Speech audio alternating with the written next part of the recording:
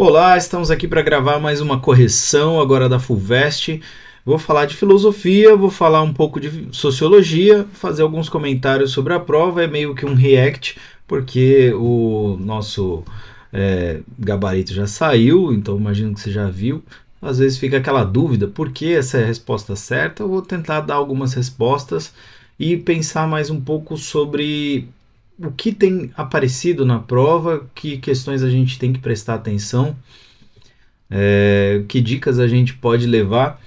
E é curioso, essa é uma prova que apresenta mais alternativas de humanidades, mais humanidades para a gente pensar, assim como o nome desse canal. Se você está aqui comigo, se inscreve no canal para receber mais conteúdo, ativa o sininho para receber logo e aperta no like para chegar para mais pessoas essa correção aí.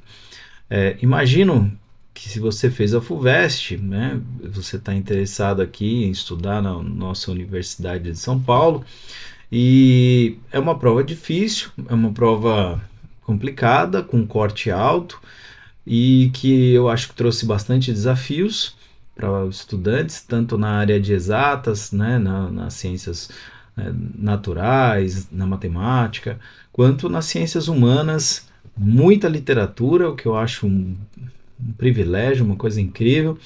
Mas, assim, né, já que esse é o sistema que está dado, a gente gostaria mesmo é que todo mundo tivesse acesso à universidade, todos que quisessem estudar pudessem alcançar a vida universitária, já que tem esse processo, vamos aprender a lidar com ele, enfrentá-lo e, se tudo dá certo, né, vencê-lo. Essa é a ideia desse processo. Então, bora para a nossa correção, falar primeiro aqui de filosofia. Para a gente seguir bonitinho, eu vou mexer um pouco com a câmera. Se te dá uma angústia, peço desculpas aí, diminui um pouco aqui para aparecer. A questão que eu quero comentar primeiro, a questão 44, na prova que eu estava analisando, tá? Vai falar aqui de um quadro do Cézanne, Paul Cézanne, A Montanha de Saint-Victor, coisa bonita, né? Vamos olhar aqui o comando para a gente manter um padrão, né? Qual que é o comando? Com base na proposição do filósofo, aí você se pergunta aqui, filósofo, Merleau-Ponty, né? Filósofo francês do século XX, dedicou um espaço importante em sua filosofia à reflexão sobre a pintura, em particular a obra de Cézanne. Então, você já pensa assim, tá, é um filósofo falando de arte, uma coisa comum na história da filosofia, tá? E tá então no campo da estética. Sim, é uma discussão, uma reflexão no campo da estética. A gente pode afirmar que a filosofia tem lá seus campos de discussão, de debate, ética, estética, política, tá? Estamos aqui nessa questão no campo da estética, tá? Uma interdisciplinaridade muito legal de aparecer numa prova, mas complexa. Com base na proposição do filósofo e na observação da tela do artista, é correto afirmar que cabe a expressão por meio da pintura alguma coisa aí, né? Vamos ver, depois a gente olha as alternativas, mas olha a pintura, né? E vamos olhar para o texto. A gente olha para o texto, olha para a pintura, tá? Assim também, o gênio de Cézanne consiste em fazer com que as deformações de perspectiva pela disposição de conjunto do quadro deixem de ser visíveis por si mesmas na visão global e contribuam apenas, como ocorre na visão natural, para dar impressão de uma ordem nascente, de um objeto que surge a se aglomerar sob o olhar. O desenho deve, então, resultar da cor, se quer que o mundo seja restituído em sua espessura, pois é uma massa sem lacunas, um organismo de cores através das quais a fuga da perspectiva, os contornos, as retas, as curvas instalam-se como linhas de força, pois é vibrando que a órbita do espaço se constitui. Numa primeira leitura, você pode se confundir aqui, porque tem um jeito de falar que não é muito habitual, né? Não é muito comum para nossas leituras tradicionais. Mas observa o seguinte: imagino que você sabe o que é perspectiva, né? Espero, desejo. Se não sabe perspectiva, né? Que está discutido aqui, né? Se você olhar o texto, você observa aqui, né? Que consiste em fazer com que as deformações de perspectiva, o que seriam as deformações de perspectiva? Você sabe que tem tudo, o objeto em perspectiva, né, você observa que tem um certo ponto de fuga, né, tem aqui uma linha imaginária de fuga, que facilita a nossa compreensão de que isso aqui está aqui embaixo, está mais perto, e isso aqui que está mais acima está mais longe. Imagina que eu esteja olhando para uma janela e na minha janela tem um morro, né? Tem um morro na minha frente, aqui tem um morro. E você tem coisas mais perto e coisas mais distantes. Se você olha recortado, vai parecer com esse quadro aqui, né? Você não vai ver uma linha de, né, se afunilando, deixa eu achar aqui a câmera, uma linha afunilando e dando direção como a gente faz nos esqueminhas. A gente vai ver mais ou menos essa sobreposição, né, de imagens. A gente percebe aqui, sei lá, imagino que sejam umas árvores, que tem umas casas, que tem um campo com casas e árvores, e lá no fundo uma montanha. Então é como se você tivesse uma linha aqui e uma sobreposição de coisas que estão sendo colocadas uma depois da outra e dão a sensação de profundidade sem a famosa linha de fuga, né? Desculpa aí se eu estou falando de uma maneira tosca, porque eu não sou artista nem professor de arte, perdão se eu falar bobagem, mas pensando aqui como um cara que leu a questão só, tá? Mas olha que curioso, né? O Merleau-Ponty está falando que existe, né, uma possibilidade de a gente olhar para o mundo, né, e aprender com o artista que é possível representar, de certo modo, o que a gente vê. É lógico que esse não é um desenho perfeito da realidade, né? Não é uma pintura perfeita, não é realista, mas tem coisas para a gente pensar aqui, mesmo nessa imagem não tão imperfeita, né? Ele vai observar que o desejo deve resultar da cor, se quer que o mundo seja restituído em sua espessura, pois é uma massa sem lacunas, um organismo de cores, através das quais a fuga da perspectiva, os contornos, as retas, as curvas, instalam-se como linhas de força, pois é vibrando que a órbita do espaço se constitui. Então, a gente tem nas oscilações, nas diferenças, a construção da percepção do que é o mundo, né? Isso é bonito de observar na pintura e é bonito de perceber que isso trazido para a vida concreta faz a gente pensar o mundo de maneiras diferentes, que é na diferença, que é na sobreposição, que é nos contornos, que a gente vai enxergar o mundo. E olha que bonito, né? A gente vai ver o mundo a partir das suas diferenciações e não daquilo que é o todo igual, o sempre igual, né? E distante, perto, perspectiva é uma coisa que a gente pode brincar para entender o mundo. A gente pode brincar com as perspectivas, né? Diferentes formas de olhar nos ajudam a olhar melhor o mundo. Olha que quanta coisa dá para a gente discutir olhando um quadro como esse. Então, com base na proposição do filósofo e na observação da tela, é correto afirmar que cabe a expressão por meio da pintura. Está discutindo um pouco também aqui qual é a função da pintura, né? É encontrar uma forma de representação pictórica que se sobreponha ao mundo visível? Não tem essa discussão sobre sobreposição, né? Ou que supere, né? Ou que, sei lá, torne desnecessário o mundo sensível. B. Retratar a realidade explicitando suas deformações de perspectivas. Retratar explicitando deformações de perspectivas? Não. Talvez, pensando aqui que inclusive não é bem que ele faz com que as deformações de perspectiva, pela disposição do conjunto, deixem de ser visíveis. É o contrário. Fazer aparecer a espessura do mundo, especialmente pela ênfase à cor. Sim, aqui a gente tem esse ponto como um ponto importante. Deixar o mundo se revelar sem o recurso técnico de qualquer mediação. Não, pelo contrário, aqui ele está mostrando como a gente pode revelar alguma coisa do mundo mediado também pela pintura, né? Destacar a cor sobre o desenho para fazer aparecer as perspectivas. De novo, aqui é um distrator para mim muito forte, porque o texto fala sobre a cor, né? E fala também, de um certo modo, né? O desenho deve então resultar da cor, mas não destacar a cor para fazer aparecer perspectivas, porque aqui ele está falando, inclusive, né? Que ao fazer as deformações de perspectiva pela exposição deixem de ser visíveis por si mesma na visão global e contribuam apenas, como ocorre na visão natural, para dar a impressão de uma ordem nascente, de um objeto que surge a se aglomerar sob o olhar. Não é o mais importante aqui a perspectiva, mas a impressão, a percepção, a sensação, o olhar do mundo.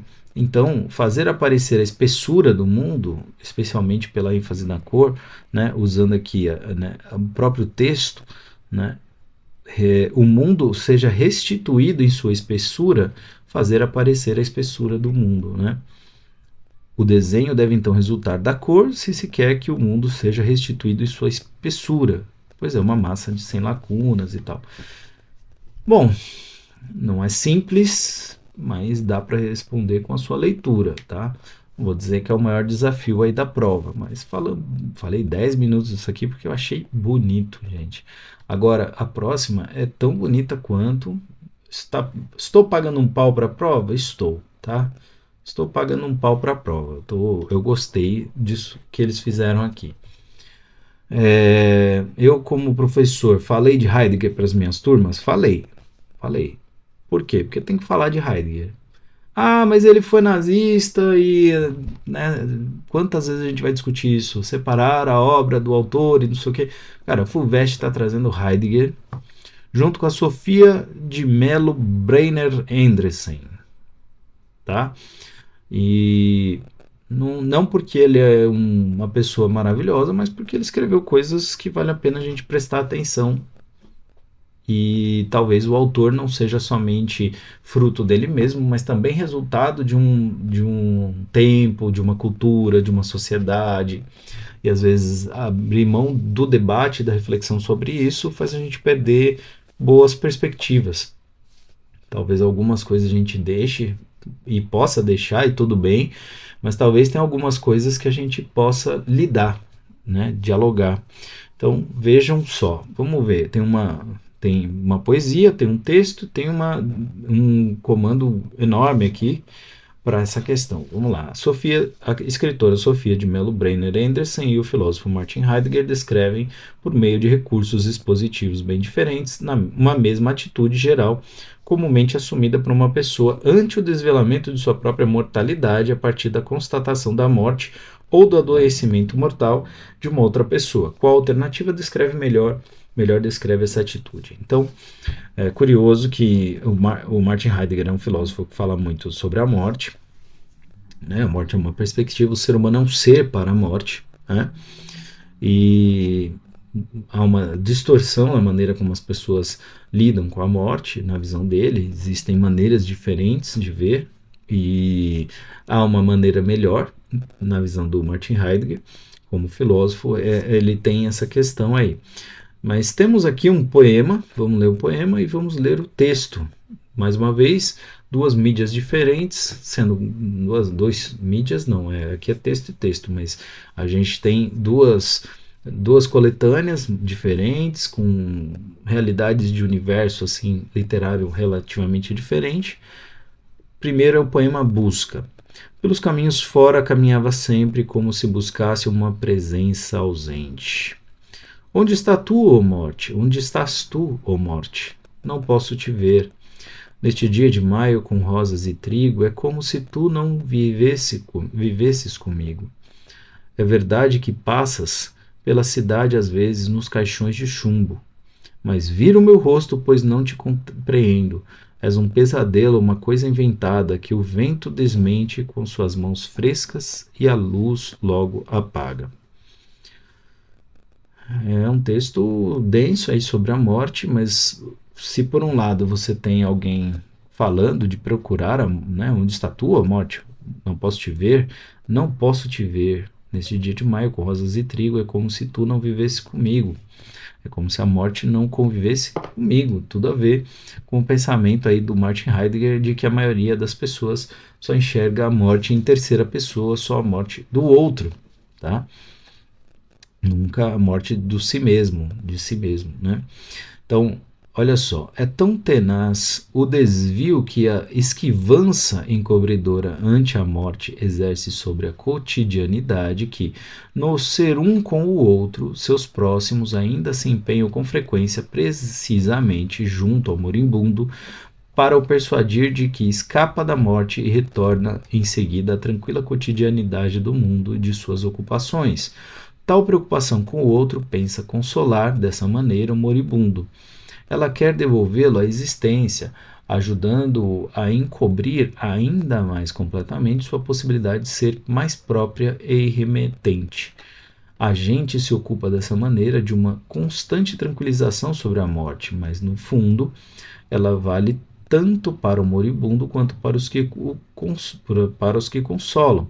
E mesmo no caso do que deixam de, perdão, no caso do deixar de viver, a publicidade ainda não deve ser perturbada, nem inquietada pelo acontecimento na sua ocupada despreocupação, pois não raro se vê na morte dos outros uma inconveniência social, quando não mesmo uma falta de tato cuja publicidade deve ser poupada. Então, curiosamente, né, vira o rosto, pois não te compreendas, um pesadelo, não quero nem ver a morte.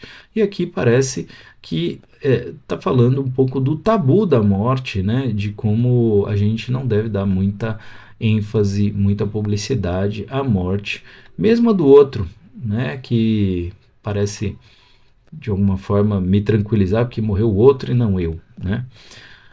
Qual alternativa descreve melhor aqui a atitude? Né? O enfrentamento heróico do absurdo existencial contido na morte? Não. O respeitoso silêncio às tradições culturais voltadas ao morrer? Não tem. Não sei. Acho que não, né? A empatia antecipadora com os mortos, participando de uma dissolução existencial? Não sei, hein? A fuga acalmadora que encobre o sentido existencial da mortalidade. É verdadeiro que aqui tem uma sensação de fuga. Não vejo essa sensação tão clara aqui no primeiro texto, mas parece ter uma sensação de fuga. Porém, né, não, não vejo aqui uma discussão sobre o encobrir o sentido existencial da mortalidade, mas vejo aqui a perda da sensibilidade, de modo que a nem mesmo poder perceber a ocorrência da morte. Então, onde estás tu? Né? Viro o rosto, pois não compreendo. Tem uma certa insensibilidade à morte. Então, talvez aqui está discutindo muito antecipadamente, porque o Martin Heidegger não fala isso no século XX, talvez do quanto a gente está se tornando insensível à morte.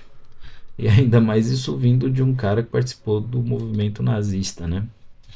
Então, eu acho que essa é a correta, vejo, né? É o gabarito que saiu, que soltaram, mas eu vejo que a perda da sensibilidade é condizente aqui, porque eu não lido com a minha potência de morte, como dirá o Heidegger, mas também não quero nem ver a do outro. A morte é um incômodo, né? Ah, não fala de morte. Ah, não quero nem ver morte. Ou eu vejo tanto que, né? John Wick, o último filme do John Wick é morte, é gente morrendo para todo lado, é uma chacina, é uma coisa inacreditável. E chega uma hora que você tá. A morte é como se dissesse uma palavra, né? Matar é como se dissesse uma palavra. E tudo bem, porque a morte é do outro, é um outro sem nome, sem endereço, sem família, que você não conhece, que não tem. Enfim, é isso. Gastei um tempo maior aqui, eu prometo ser mais rápido nas próximas, mas essa é a minha análise das duas questões aqui. Vamos falar de sociologia um pouco mais rápido. Tá? De acordo com o texto, questão 8. Tá? De acordo com o texto, cabe aos professores. Olha que legal. Vamos falar de sociologia? Vamos falar de linguística, né? O Bortoni e Ricardo, nós chegamos na escola e agora. Sociolinguística e educação. Gente, estamos falando sim de sociologia, mas estamos falando de educação, e vejam que é uma preocupação razoável aqui da prova falar de educação. Então, olha só, a escola não pode ignorar as diferenças sociolinguísticas. Os professores e, por meio deles, os alunos têm que estar bem conscientes de que existem duas ou mais maneiras de dizer a mesma coisa. E mais, que essas formas alternativas servem a propósitos comunicativos distintos e são recebidas de maneira diferenciada pela sociedade. Os alunos que chegam à escola falando nós cheguemos, abrido e ele drome, por exemplo, têm que ser respeitados e ser valorizadas as suas peculiaridades linguístico-culturais, mas têm o direito inalienável de aprender as variantes de prestígio dessas expressões. Não se lhes pode negar esse conhecimento sob pena de se fecharem para eles as portas já estreitas da ascensão social. Então, aqui o que está sendo dito, né, no texto é: as pessoas falam de maneiras diferentes, elas têm culturas linguísticas diferentes, mas a educação devia ser um espaço que oferece cultura. E se existe uma cultura que é mais valorizada e que vai abrir portas, ela deve ser apresentada sim às pessoas, mesmo que elas neguem, mesmo que elas não queiram utilizar, mas deveriam ter o direito de conhecer, né? De acordo com o texto, cabe aos professores, vamos colocar direto aqui, respeitar as particularidades linguísticas dos alunos, mas dar a eles condições de aprender outras variantes. De fato, esse é o papel dos professores. E cabe aqui uma crítica, né? Não sei se todos os alunos que chegam para fazer um vestibular como esse tiveram esse valor, esse respeito na sua cultura como um todo.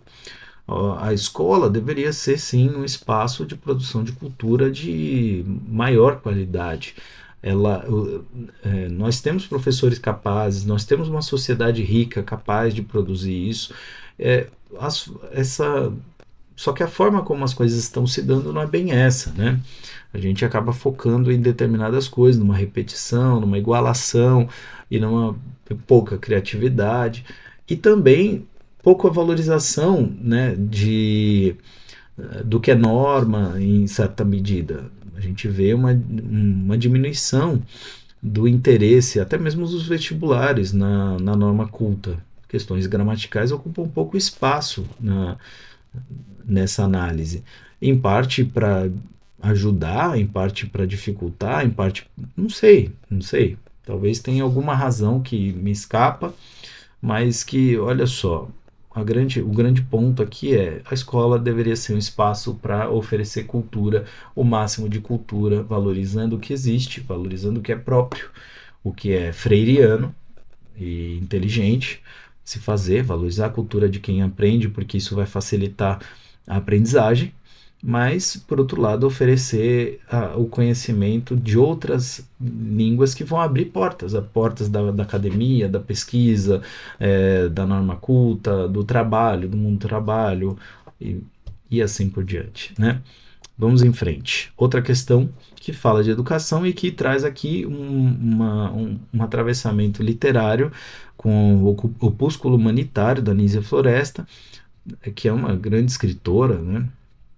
E que está sendo valorizada pela FUVEST, mas que está em diálogo com Emily Durkheim, um clássico da sociologia. Então vamos ao texto aqui, né? Porque tudo é o texto, não tem um comando claro, né? Só ver lá no finalzinho. É correto afirmar que em seus escritos sobre educação, Durkheim e Floresta convergem ao, vamos ver, mais uma vez, relação, tá vendo? Todas as questões aqui trazendo relações, a anterior nem tanto, mas aqui a anterior pediu uma tradução, tá? Né, cabe aos professores, traduz o texto, né? Agora aqui a gente tem uma relação sendo estabelecida. Em meados do século XIX, Nízia Floresta publicou no Brasil seu opúsculo humanitário, uma ardente defesa da educação como meio para eliminar os obstáculos que impediam as mulheres de contribuírem em condições de igualdade com os homens, com a sociedade brasileira. Para tanto, contrapõe o estado de educação das mulheres nas... Deixa eu aumentar aqui. Né? Ops, cortando minha barba. Para tanto, contrapõe o estado da educação das mulheres nas nações ditas civilizadas e cultas ao péssimo estado da educação pública e privada, religiosa e laica no Brasil, assumindo que a educação é uma expressão do grau de civilização das nações e muito influente sobre a sua moralidade. Meio século mais tarde, Emily Durkheim dedicou 2 obras à educação escolar, Educação e Sociologia e a Educação Moral. Nelas, o sociólogo francês concebe a escola como um espaço de transmissão da civilização às novas gerações por meio da sua socialização nos sentimentos, ideias e valores da sociedade, além da promoção da solidariedade com as múltiplas sociedades das quais participamos e com a humanidade como um todo, ao funcionar como uma forma de vinculação às normas sociais por meio de uma compreensão racional da moralidade que subjaz a esses sentimentos, ideias e valores. A escola seria também um espaço de produção de autonomia, mas para que assim seja, esses sentimentos, ideias e valores deveriam ser justificáveis exclusivamente pela razão, sem invocar princípios religiosos que são exclusivistas. É correto afirmar que em seus escritos sobre educação, Durkheim e Floresta convergem ao indicar a função da escola de integrar seus estudantes às normas e valores morais característicos de uma sociedade para permitir que com ela contribuam. Tá bom? Reafirmar a importância dos valores religiosos? Não. Pelo contrário aqui, tá?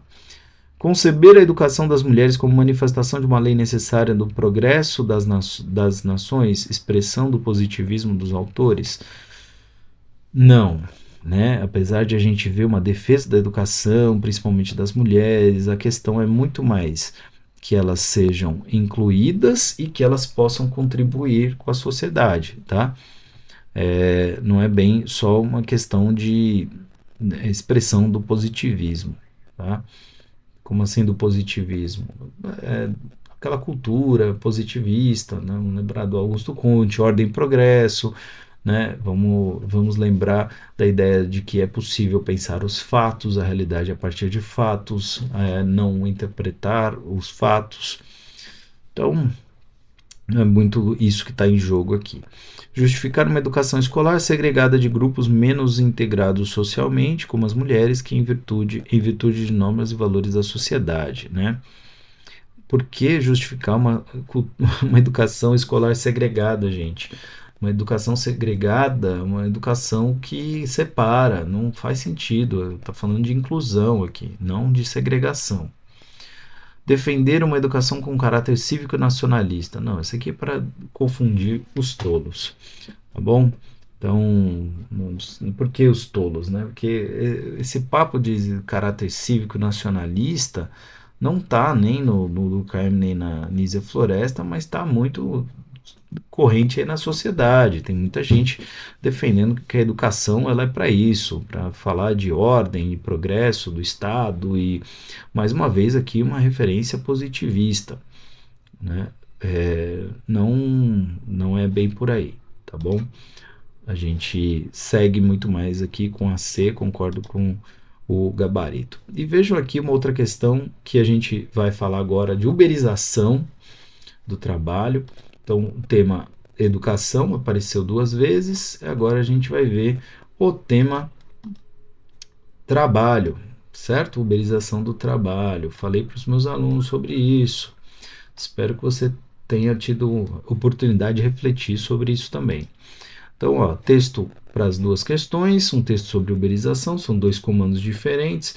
Primeira questão, segundo o texto, a uberização é um processo que, e a outra fala da expressão just in time, que está inclusive em negrito aqui. No texto, uberização é plataforma do trabalho no Brasil, conceitos, processos e normas, sociologias, revista Sociologias, né?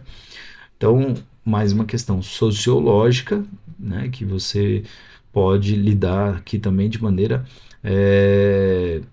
filosófica, tá tentando entender o trabalho conceitualmente, tá? Então tem alguma coisa de filosófico aqui, algo de sociológico, algo de histórico, né? Algo de geográfico também. Então, humanas ajuda você a trabalhar esse tema aqui, com certeza. Vamos lá. Então, texto para as questões 15 e 16. A uberização nomeia um novo tipo de gestão e controle da força de trabalho, resultando das formas contemporâneas de eliminação de direitos, transferência de risco e custo para os trabalhadores e novos arranjos produtivos, ela em alguma medida sintetiza processos em curso há décadas, ao mesmo tempo em que se apresenta como tendência para o futuro do trabalho. É como viver daqui do YouTube, entregador e tal. Cara, tira todos os riscos do empregador e passa para o sujeito. Então, é, que risco do trabalho, né? Ficar doente é um risco. Mas se eu ficar doente, o problema é meu. Eu tenho que pagar o meu plano de saúde, eu tenho que correr atrás. E isso é uma característica da uberização. A Uber não dá esses direitos, né? Então é curioso que o conceito está ligado ao nome de uma empresa, porque a empresa ficou muito conhecida, reconhecida e como uma alternativa, né? Uma plataforma digital que conecta o usuário e a pessoa que oferece um serviço. Essa pessoa que oferece um serviço recebe, mas está precarizado, muito precarizado na relação comercial aí, né? Enquanto a Uber continua faturando milhões, alguém pode questionar, dizendo que tem déficit, não sei o quê, mas tem um faturamento alto e tem pessoas tentando se sustentar com isso. Ponto importante, né? Então, a uberização está aí, né? O tema ganha visibilidade com a formação de enormes contingentes de trabalhadores controlados por empresas que operam por meio de plataformas digitais. O desafio contemporâneo frente a esse novo tipo de organização envolve elementos complexos e armadilhas teórico-políticas. Reside em compreender as plataformas digitais como um novo meio poderoso pelo qual as relações de trabalho vêm se reestruturando, sem, entretanto, incorrer em um determinismo tecnológico que mistifique os processos sociais que envolvem décadas de flexibilização e transformação no trabalho e que se materializam nas transformações digitais, embora de forma obscura. Com base nessa perspectiva, o desafio também reside na compreensão de uma tendência que precede e ultrapassa as plataformas digitais relacionada ao elemento central da uberização, ou seja, a consolidação e gerenciamento de multidões de trabalhadores como trabalhadores just in time. Essa condição do trabalho envolve um novo tipo generalizável de remuneração por peça que conserva sua centralidade nas formas de exploração capitalistas, mas atualiza seus elementos demandando a compreensão das permanências, transformações e tendências que se desenham no presente ou como futuro possível e provável do trabalho. Aqui um texto bastante acadêmico, bastante conceitual, não é um texto de jornal, não é um texto literário, não é um livro de literatura, é um texto bastante acadêmico, uma análise da realidade, então veja as tendências muito diversas de mídia. Então, para se preparar para a FUVEST, você precisa ler textos diversos, que é um problema do brasileiro, do jovem brasileiro, tanto pela oferta quanto pelo interesse, né? Isso é uma questão para a gente ficar atento numa formação futura. Vamos às questões. Segundo o texto, a uberização é um processo que surgiu com o uso das plataformas digitais? Não, né? Está falando que ele é resultado de um processo de décadas de precarização do trabalho, né, de perda de direitos e tudo mais, mas não é bem isso. B. Intensificou a informalidade e a flexibilidade nas relações de trabalho por conta dos recursos técnicos das plataformas que acirram a exploração capitalista. A gente vê isso aqui, né, nessa parte.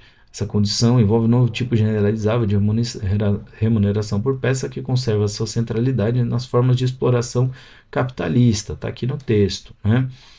Tem uma flexibilidade, aqui ó, flexibilização, outro termo, então fiquem atentos nos termos, né, e na possibilidade de tradução que essa alternativa tem em relação a trechos do texto, tá?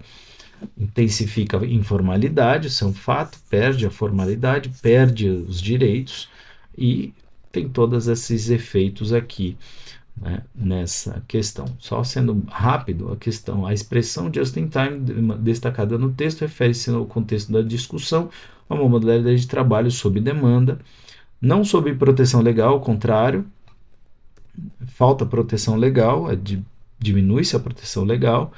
Híbrido a gente fala daquele trabalho que mistura presencial e online, não é bem isso, a gente sabe. Pode ser o trabalho puramente online, pode ser um trabalho puramente presencial. Filantrópico, não está fazendo caridade. Com escala fixa também, não tem fixidez, sob demanda, tá? Sob demanda, porque as pessoas pedem, aparece a pessoa para fazer o serviço, né? Se oferta, a pessoa se oferece para o serviço e quem conecta é o aplicativo, né? Então, tá aí uma reflexão sobre a uberização do trabalho, em sociologia até agora, educação, trabalho, também o lugar das mulheres na educação. Aqui, uma questão que vai citar um filósofo e uma escritora, né? A Raquel de Queiroz, escritora brasileira, né? E Georg Simmel, As Grandes Cidades e a Vida do Espírito, texto de um pensador aqui de sociologia. Simmel, faz tempo que eu não vejo uma citação do Simmel numa prova. Vamos lá, qual é o comando? Né? No primeiro trecho, publicado originalmente em 1903, o sociólogo Georg Simmel procurou condensar as características fundamentais da vida psíquica nas grandes cidades. Já no segundo, Raquel de Queiroz inicia o capítulo 7 de Caminho das Pedras, de Caminho de Pedras. Vemos como o protagonista Roberto percebe sua cidade a bordo de um bonde. Lendo-os em conjunto, é possível afirmar, tá? Lendo os dois em conjunto. Então, os textos. Considere os dois fragmentos a seguir para responder, tá? O fundamento psicológico sobre o qual se eleva o tipo das individualidades da cidade grande é a intensificação da vida nervosa, que resulta da mudança rápida e ininterrupta de impressões. Talvez não haja nenhum fenômeno tão característico da cidade grande como o caráter blasé. A essência do caráter blasé é o embotamento frente à distinção das coisas.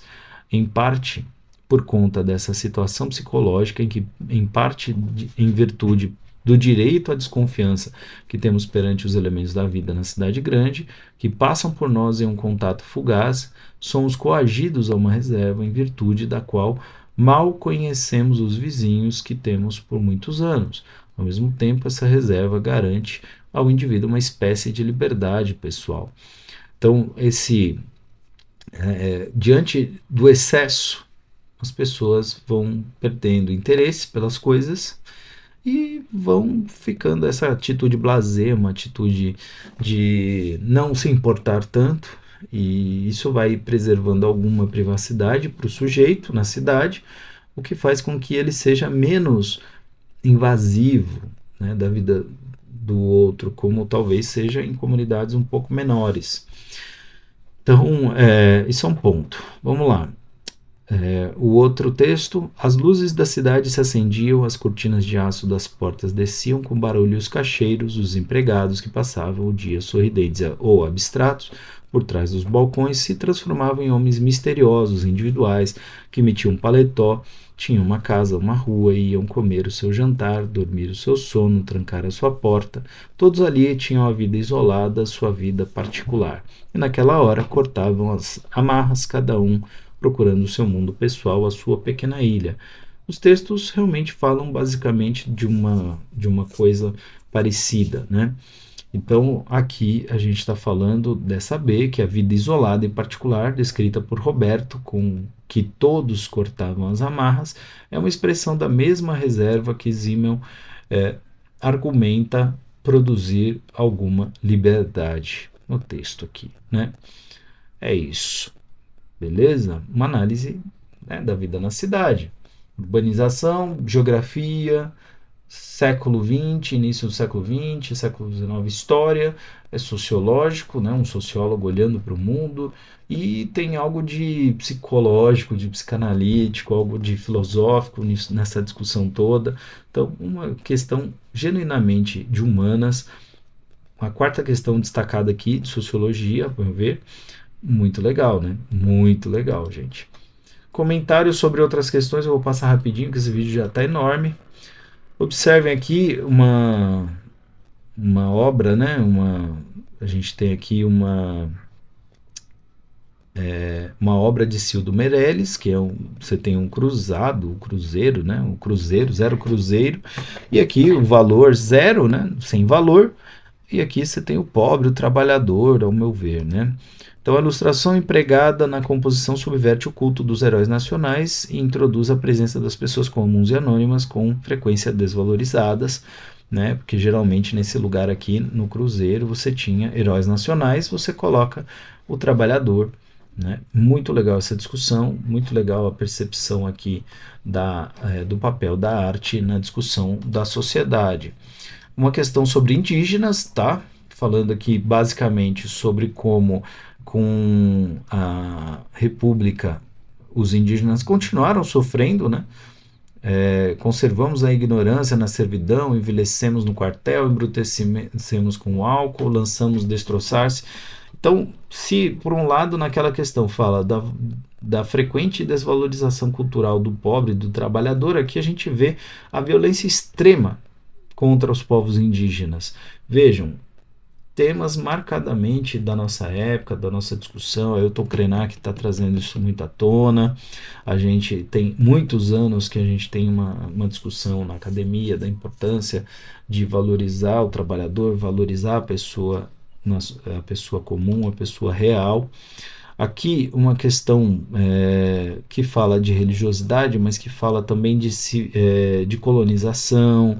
A gente está numa época de compreensão, de decolonialismo, de ter uma outra compreensão de como é essa ideia de civilização, de processo civilizatório e de toda a violência que esses processos traziam, e coloca aqui em questão a Companhia de Jesus, né, fazendo sua catequese, né, mostrando que a catequização das crianças significava uma estratégia de construção de relacionamento entre os povos envolvidos na colonização portuguesa. Uma questão de história, mas que traz aí uma tendência teórica do nosso tempo. Fica a dica, uma tendência, questões sobre colonialidade e que despertarão talvez alguma reflexão sobre decolonialidade, tá? Aqui uma questão sobre o carnaval, discutindo como a cultura, né, ao afirmar que o carnaval é político, o texto objetiva defender posicionamentos e direitos por meio de formas de expressão culturais e artísticas, né? O carnaval é político. O carnaval, nas suas diversas facetas, é político. Ocupar as ruas é um ato político. Cara, muito legal esse texto. Quem vive o carnaval na rua sabe o que é isso. É uma valorização muito pertinente, né, dessa expressão cultural, social brasileira. Bem interessante a questão. Aqui, uma questão falando sobre, né,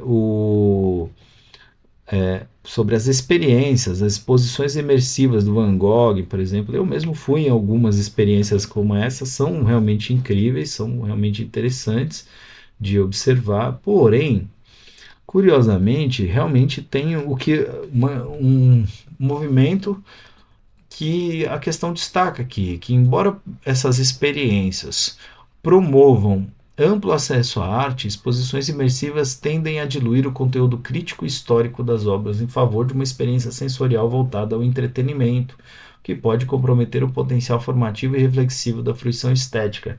Eu fui numa exposição do Salvador Dalí, que transformava por meio de inteligência artificial em uma coisa de realidade virtual. Cara, que é legal, mas por outro lado completamente desnecessário. Tipo, a obra em si, olhar o quadro, para mim era uma experiência suficiente. E assim, gera sentimentos estranhos. Por exemplo, a minha filha ficou com muito medo. Muito medo. E a partir dali ela desconectou completamente da exposição. Ela estava até se divertindo, até aquele momento em que ela pôs o óculos e via os bichos vindo na direção dela. Tudo bem, tem uma idade, uma série de cuidados, né? A experiência assim não é para todo mundo, mas o foco extremo na sensorialidade fez a gente não entrar em certas discussões. Ou, por exemplo, a gente, diante daquele quadro que tem os elefantes de pernas alongadas do Salvador Dalí, ou de um leão que sai de um peixe, um tigre que sai de um peixe, não sei mais o que é, a gente podia estar discutindo a loucura das imagens, a beleza, a criatividade, ou a quase infantilidade com que o Salvador Dalí reconstrói o que ele está vendo. Mas não, minha filha saiu com muito medo de estar imersa. E a pergunta que eu fiquei é: precisa entrar desse jeito? É a única forma agora que a gente vai ter de experiência? Espero que não. Né? Eu lutarei para que não, na minha casa pelo menos. A gente quer ver quadro, a gente não quer só entrar no quadro. E se der para entrar em alguns e ter uma experiência, talvez legal, mas não é só a sensação que é importante na arte, né? Aí já dizia Walter Benjamin. É um comentário e trazendo uma questão bem interessante aqui dessa prova da FUVEST, tá? Aqui uma questão que história geralmente trabalha, tá? Falando um pouco da tradição, o discurso fúnebre de Péricles na Guerra do Peloponeso, e você tem aqui uma discussão sobre democracia, tá? Enaltece a democracia como marca de superioridade ateniense. Isso é um fato, né? A gente sabe que há outros nomes para isso aqui, talvez Politeia seja um nome melhor no pensamento aristotélico, por exemplo, do que democracia, mas a gente usa esse termo democracia, tá? É curioso que tem a valorização da democracia aqui nesta prova, e eu queria só comentar que o Aristóteles foi usado aqui para uma questão de biologia, né, praticamente falando sobre escola filogenética, que também realiza análise de características compartilhadas entre diferentes grupos de organismos, buscando identificar ancestrais comuns e relações de parentesco entre eles, porque sim, Aristóteles fazia isso naquela época. O conhecimento não era uma coisa compartimentada, separadinha, foi um cara que falou de muitas coisas, entre elas biologia.